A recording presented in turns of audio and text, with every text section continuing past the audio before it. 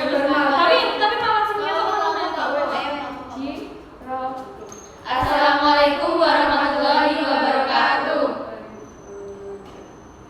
Perkenalkan, kami dari kelompok 6 yang akan mempresentasikan Kerajaan Majapahit.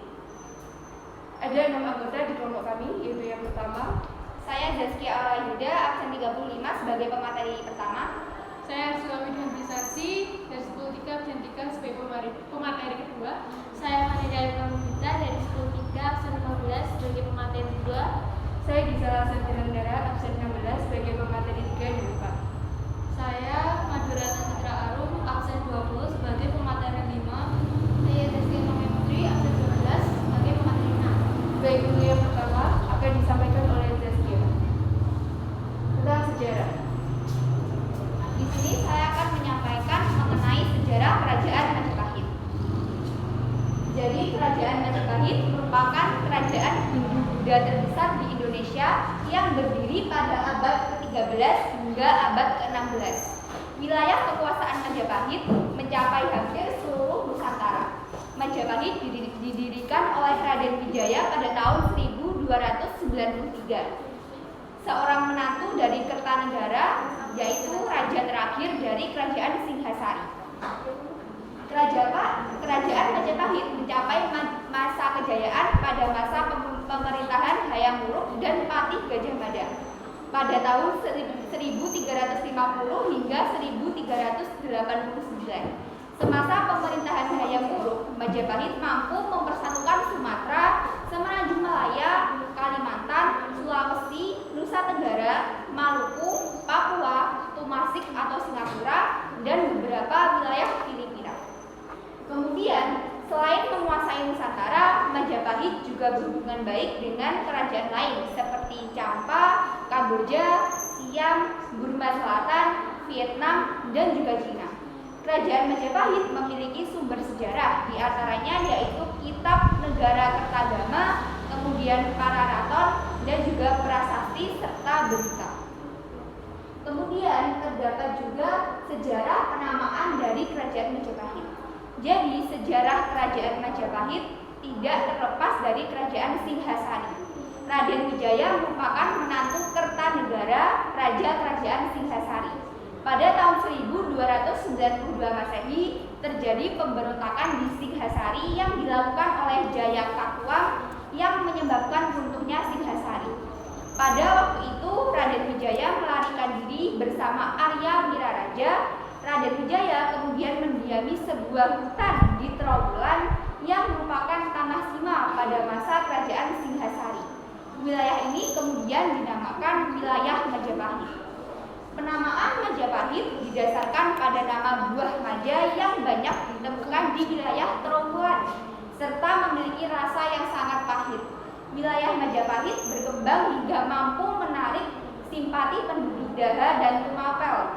Niat balas dendam Raden Wijaya terbantu lebih cepat setelah adanya pasukan Kubilai Khan yang tiba pada 1293. Setelah mengalahkan Jayakatwang, Raden Wijaya kemudian menyerang pasukan Mongol di bawah Kubilai Khan.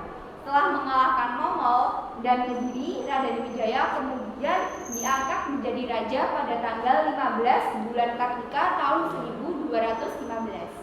Setelah diangkat sebagai raja, Raden Wijaya kemudian bergelar Kertajasa Jayawardhana. Untuk materi yang kedua akan disampaikan oleh Arsila dan juga Farida.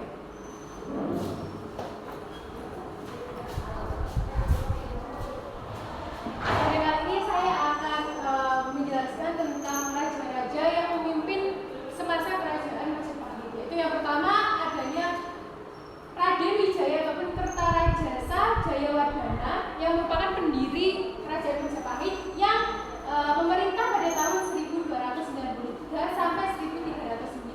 Lalu dilanjutkan dengan Raja Kalagamet ataupun Sri Jayanagara mulai dari 1309 sampai 1328.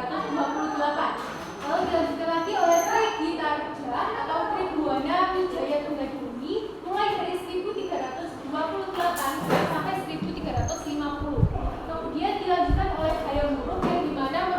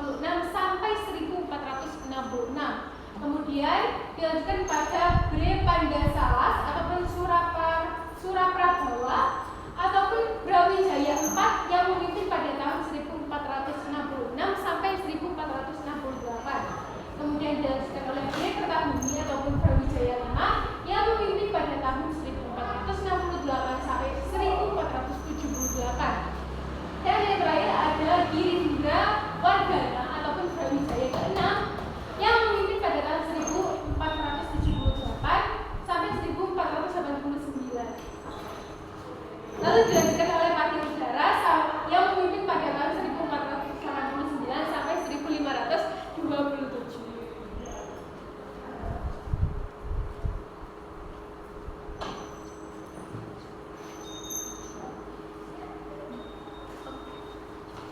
Raden Wijaya atau Kertajaya Jayawardana 1293 sampai 1309 Masehi.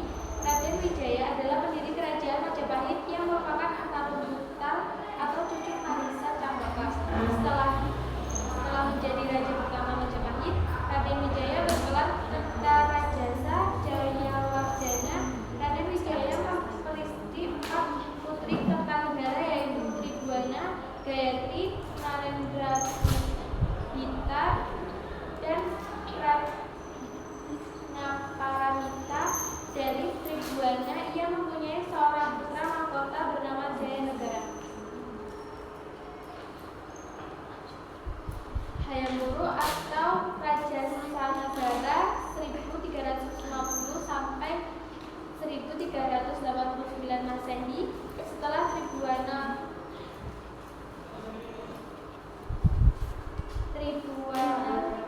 Dewi mengundurkan diri, pemerintahan jatuh ke tangan putranya Hayam Wuru yang bergelar Sri Raja Sanagara. Hayam Wuru adalah raja terbesar dalam sejarah kerajaan Majapahit yang memerintah didampingi oleh Pati Gajah Mada. Selain itu, Majapahit mempunyai armada angkatan laut yang tangguh di bawah pimpinan Kunala. Selama pemerintahan Hayam Wuru terjadi 3 peristiwa penting, yaitu peristiwa Bubat pada 1357 Masehi, perjalanan Hayam Wuru ke tempat berlangsungnya upacara raja yang diadakan untuk memperingati wafatnya Raja Pati pada 1362 Masehi. Hayam Wuru memiliki banyak peninggalan, diantaranya Candi Penataran, Candi Sawetar, Candi Tikus, Candi Jagung, Kitab Negara Kertagama, Kitab Sutasoma, Kitab Arjuna Wijaya. Wikramawardana 1389 sampai 1429 Masehi. Hayam Wuru hanya mempunyai seorang putri yaitu Kusumawardani yang kemudian memerintah bersama suaminya Wikramawardana yang masih sepupunya. Pada 1401 timbul perang saudara antara Wikramawardana dan Wirabumi yang merasa lebih berhak atas takhta Majapahit. Dalam peristiwa yang dikenal sebagai Perang Parepet tersebut, Wirabumi gugur, sementara Wikramawardana wafat pada 1429, dan saat itu Majapahit menjadi kerajaan kecil karena daerahnya hanya yang melepaskan diri.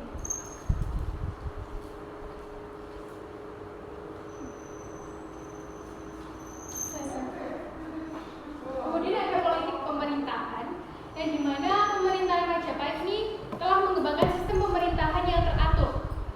Raja memegang kekuasaan tertinggi dalam melakukan pemerintahan. Raja dibantu oleh berbagai badan ataupun pejabat sebagai berikut, yakni Rakryan Mahamantri Katrini dijabat oleh para putra raja, terdiri atas Rakryan I Hino dan Rakryan I Sirikan dan Rakryan I Halu. Dewan Pelaksana terdiri atas Rakryan Mapati atau Patih Mangkubumi ataupun Rakryan Tumenggung, Rakryan Gunung, Rakryan Rangga, Rakryan Kanuruhan. Kelima pejabat ini tadi dikenal sebagai Sang Panca Ringwilwatika. Di antara kelima pejabat itu, Rakryan Mapati atau Patih Mangkubumi adalah pejabat yang paling penting. Dia menduduki tempat sebagai Perdana Menteri. Bersama Raja, dia menjalankan kebijaksanaan pemerintahan. Selain itu, terdapat pula Dewan Pertimbangan yang disebut dengan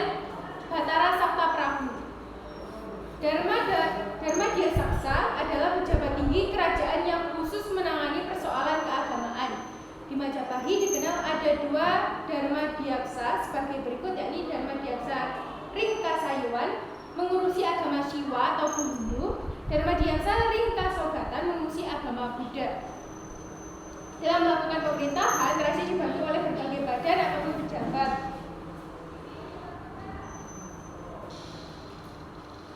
Badan ataupun pejabat yang yakni Rakyat Mahamantri Kartini dijabat oleh para putra raja, Dewan Pelaksana terdiri atas Rakyat Mapati atau Pati Mangkubumi, Rakyat Tumenggung, Rakyat Gembong, Rakyat Rangga, Rakyat Kanuruhan. Kelima pejabat ini dikenal dengan Sang Pancaringil Pitaka. Baik, untuk materi selanjutnya akan disampaikan oleh saya. Nah, ini merupakan peninggalan prasasti dari Kerajaan Majapahit. Sebenarnya ada banyak sekali, namun di sini saya hanya menyambungkan beberapa. Untuk yang pertama adalah prasasti Kuda Duri. Prasasti peninggalan zaman Majapahit pada tahun 1216 Saka atau 1294. Pada prasasti Kuda Duri ini menyebutkan tentang pemberian anugerah dari Raja Kertarajasa Jayawardana kepada penjabat desa Kuda Duri, karena mereka telah berjasa membantu Raden Wijaya saat dikejar oleh tentara Jayakatwang dalam peristiwa pemberontakan Jayakatwang kepada Singasari. Untuk yang kedua adalah prasasti Sukamerta, dikenal sebagai prasasti Raden Wijaya, ditemukan pada tahun 1208 Saka atau 1296 Masehi. Prasasti Sukamarta atau yang juga dikenal sebagai prasasti Raden Wijaya adalah prasasti peninggalan Kerajaan Majapahit. Prasasti Sukamerta ditemukan di Gunung Penanggungan, Jawa Timur. Prasasti ini mengisahkan beberapa hal yang berhubungan dengan Raden Wijaya. Untuk yang ketiga adalah prasasti Prapancasara Putra. Prasasti dari zaman Majapahit yang ditemukan pada tahun 1337 Masehi. Prasasti Prapancasapura adalah sebuah prasasti dari zaman Majapahit yang ditemukan di Surabaya. Pembuatan prasasti ini bertepatan dengan masa pemerintahan Ratu Tribhuwanutanggadewi. Prasasti ini ditulis dengan menggunakan bahasa Jawa Kuno. Yang selanjutnya adalah peninggalan candi. Candi juga sama. Candi ini sebenarnya banyak sekali peninggalannya, cuma di sini saya hanya menyebutkan beberapa. Yang pertama adalah Candi Tikus, pertama kali ditemukan oleh warga desa Temon pada tahun 1914. Candi Tikus adalah sebuah peninggalan dari kerajaan yang bercorak Hindu yang terletak di Kompleks Trawulan, tepatnya di Bukuh Dinuk, Desa Temon, Kecamatan Trawulan, Kabupaten Mojokerto, Jawa Timur. Nama tikus hanya merupakan sebutan yang digunakan masyarakat setempat. Konon pada saat ditemukan tempat candi tersebut merupakan sarang tikus. Yang kedua adalah Candi Bajang Ratu, terletak di Jalan Candi Bajang Ratu, Desa Temon, Kecamatan Trawulan, Kabupaten Mojokerto, Jawa Timur. Candi Bajang adalah salah satu gapura besar pada zaman keemasan Majapahit. Menurut catatan Badan Pelestarian Peninggalan Purbakala Mojokerto, candi ini berfungsi sebagai pintu masuk dari bangunan suci untuk memperingati wafatnya Raja Jayanegara yang dalam negara Kertagama disebut kembali ke dunia Wisnu. Untuk yang selanjutnya adalah Candi Wringin Lawang, terletak di Desa Jatipasar, Kecamatan Trawulan, Mojokerto, Jawa Timur. Gapura Wringin Lawang adalah sebuah struktur cagar budaya yang terbuat dari bata, berbentuk gapura, terbuat dari tidak beratap. Sebelum dilakukan kegiatan pramugara tahun 1991 sampai 1992, kondisi struktur ini sudah tidak utuh lagi. Kaki dan tubuh gapura masih berdiri, namun struktur sisi utara sebagian tubuhnya dan puncak gapura telah runtuh dan hilang. Selanjutnya adalah kehidupan budaya. Kehidupan budaya Kerajaan Majapahit.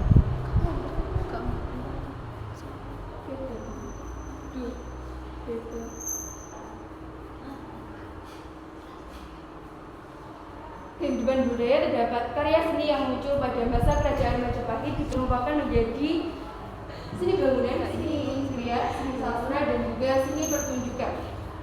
Yang pertama adalah seni bangunan,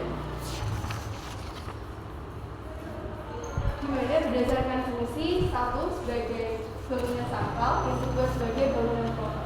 Yang kedua adalah seni kriya. Wilayah Trawulan di sekitarnya menyimpan banyak artefak berbahan terakota atau terbuat dari tanah liat. Yang ketiga adalah seni sastra. Beberapa karya sastra pada masa kerajaan Majapahit yang berbentuk kakawin antara lain Kitab Nagara Pragama buka untuk Prapanca 1365. Yang keempat adalah seni pertunjukan. Kerajaan Majapahit memiliki berbagai seni pertunjukan seperti pertunjukan musik, pertunjukan wayang, dan juga pertunjukan tari. Nah, untuk materi kelima akan dijelaskan oleh Madurata.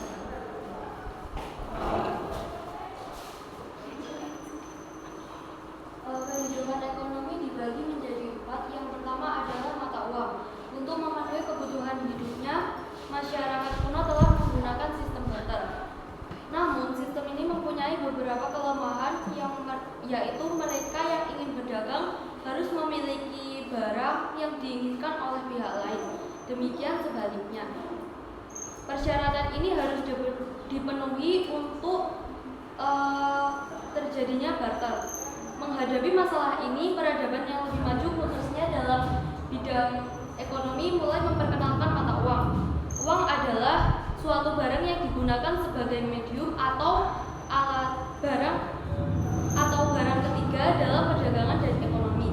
Pada saat itu, mata uang yang terkenal di wilayah Asia dan sepanjang jalur sutra adalah koin kepeng dari Tiongkok. Kepeng merupakan mata uang internasional seperti dolar pada saat ini. Sedangkan di wilayah Asia Tenggara, mata uang lainnya yang juga banyak beredar adalah koin bobok, mata uang Majapahit yang banyak dipengaruhi oleh kepeng. Kedua mata uang tersebut digunakan untuk keperluan transaksi sehari-hari yang nilainya dianggap lebih kecil dibandingkan menggunakan emas ataupun perak. Dengan adanya uang ini, kegiatan ekonomi menjadi lebih mudah dan efisien, sehingga pusat-pusat perekonomian dari Majapahit menjadi lebih hidup dan berkembang. Yang kedua adalah transportasi. Salah satu aspek terpenting yang menentukan maju atau tidaknya suatu negara adalah transportasi. Banyak kegiatan menghabiskan sumber dayanya hanya untuk membangun jalan sehingga akses transportasi menjadi lebih baik. Berbeda untuk akses transportasinya, Kerajaan Majapahit dilewati oleh Sungai Brantas dan juga Sungai Bengawan Solo yang tentunya memudahkan distribusi barang dan perdagangan melalui jalur air di wilayahnya. Selain itu, Majapahit memiliki banyak kota-kota pelabuhan seperti Surabaya, Pasuruan, Gresik, Tuban, dan lain sebagainya. Yang ketiga adalah pertanian. Mayoritas penduduk Kerajaan Majapahit bekerja sebagai petani karena wilayahnya yang subur. Sektor pertanian yang dikelola untuk memenuhi kebutuhan dari masyarakat yang membutuhkannya. Bidang pertanian adalah salah satu faktor utama yang menyebabkan kejayaan Majapahit karena pertanian Majapahit bukan pertanian biasa. Pulau Jawa terkenal dengan gunung berapinya yang sewaktu-waktu bisa meletus dan menyebabkan korban jiwa. Di sisi lain, terjadinya bencana juga memiliki manfaat tersendiri seperti adanya lava dan abu vulkanik yang kemudian hari bisa menjadi tanah vulkanik. Tanah vulkanik adalah salah satu tanah tersubur di dunia yang sangat bermanfaat bagi kegiatan pertanian. Masyarakat Majapahit saat itu sudah mengenal dan menggunakan sistem pertanian secara bertingkat. Selain itu, mereka juga menggunakan teknologi pertanian seperti dam dan sistem irigasi. Penggunaan sistem pertanian bertingkat atau yang dikenal sebagai terasering memperluas lahan pertanian yang mungkin ditanami oleh Majapahit. Sedangkan teknologi pertanian seperti bendungan dan sistem irigasi memungkinkan lahan pertanian untuk meningkatkan produktivitas lahannya. Tanah yang subur membuat Majapahit dapat memproduksi lebih banyak pangan yang kemudian dapat dimanfaatkan untuk menjamin ketersediaan pangan dan menunjang populasi yang lebih besar. Yang keempat adalah perdagangan. Hasil pertanian yang melimpah memungkinkan Majapahit untuk memperdagangkannya dan dengan berbagai komoditas khususnya rempah-rempah yang berasal dari Maluku. Saat itu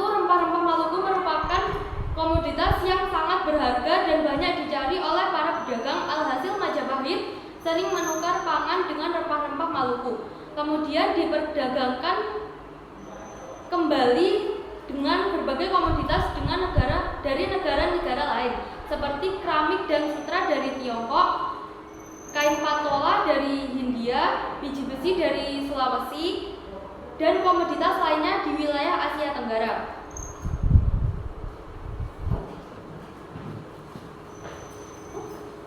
Untuk materi yang terakhir akan disampaikan oleh Zaski. Ketika zaman Majapahit, keluarga kerajaan dan masyarakat setempat memiliki multi agama. Kerajaan ini memiliki dua agama besar yang resmi, yaitu agama Iwa dari aliran Arya Siddhanta dan agama Buddha Mahayana. Selain dua agama besar tersebut, terdapat pula beberapa aliran agama, yaitu Vaishnava, Iwa Bhairawa, dan agama lokal. Berikut ulasan dari masing-masing agama kerajaan Majapahit tersebut. Yang pertama yaitu Arya Siddhanta. Awalnya, aliran agama ini berkembang di India Selatan, kemudian meluas ke Jawa sejak pemerintah Raja Silok dari dinasti Aryasengka abad 10. Saat masuk dan menyebar di Jawa, aliran agama ini sangat dipengaruhi filsafat Upanishad dan filsafat Sankhya. Agama ini memiliki kitab suci yang dinamakan tutur. Terdapat sebuah tutur dengan nama Nanasiddhanta yang disusun ketika zaman Majapahit dan menjadi kompilasi berbagai tutur lainnya. Penganut agama ini akan mempercayai suatu realitas tertinggi yang disebut dengan Sanghyang Paramaiwa. Meskipun kerajaan Majapahit telah tutup, namun agama ini terus mengalami perkembangan dan menjadi agama resmi kerajaan. Sebagian besar Raja Majapahit memeluk agama Arya Siddhanta, kecuali Sri Buwana Tunggadewi, ibu dari Hayam Wuruk, yang memilih memeluk agama Buddha Mahayana.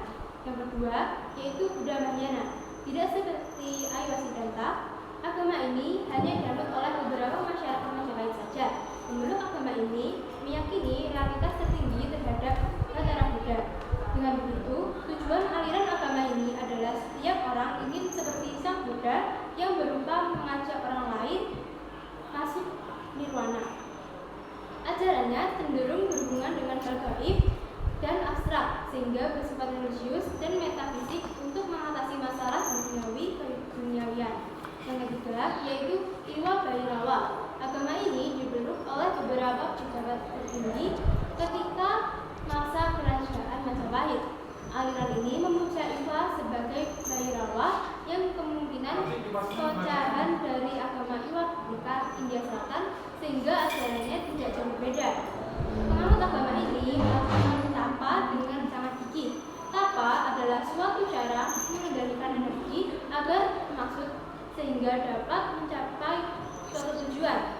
Penganut agama ini melakukan ritual tapa dengan tinggal di kuburan, mengorbankan diri sendiri, memakan daging manusia atau binatang, dan meminum darahnya. Biasanya ritual ini disebut sebagai makrata. Kini aliran agama ini sudah tidak lagi dianut karena memiliki ritual yang cukup keras. Yang keempat yaitu Vaishnava. Masyarakat kerajaan Majapahit yang menganut agama ini memuja Dewa Wisnu. Di Jawa, Dewa Wisnu bukan dewa tertinggi, melainkan dewa pelindung para raja dan pahlawan. Meskipun agama ini bukan merupakan agama resmi kerajaan Majapahit, namun masih ada sebagian masyarakat kerajaan yang menganutnya dan berjalan beriringan dengan agama resmi tersebut.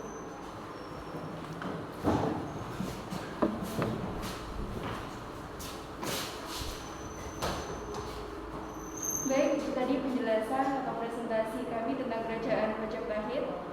Apabila ada kesalahan, kami mohon maaf sebesar-besarnya. Terima kasih. Wassalamualaikum warahmatullahi wabarakatuh.